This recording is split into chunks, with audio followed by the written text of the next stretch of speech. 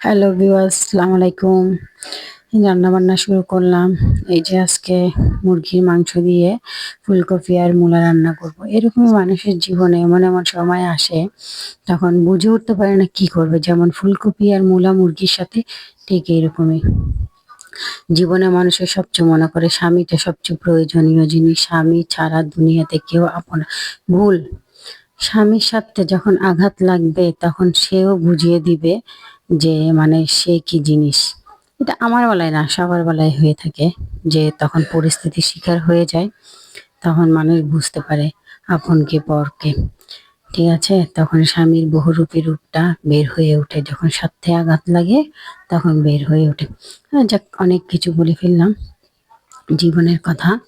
এই যে আমার ফুলকপি আর মূলাটা অনেক সুন্দর লাগতেছে মুরগির সাথে। দেখেন, মনে হচ্ছে এখনই খেয়ে ফেলি। আগে আসলে ফুলকপিটা আমি সিদ্ধ করে নিয়েছিলাম, যার কারণে গন্ধ না থাকার জন্য।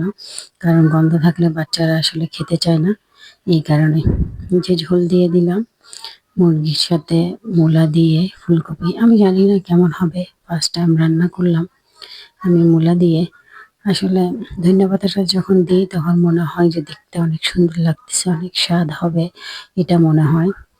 খাওয়ার পর বুঝবো কেমন লাগতেছে। এই যে আমার মূলা আর ফুলকপি দিয়ে মুরগির মাংস কমপ্লিট।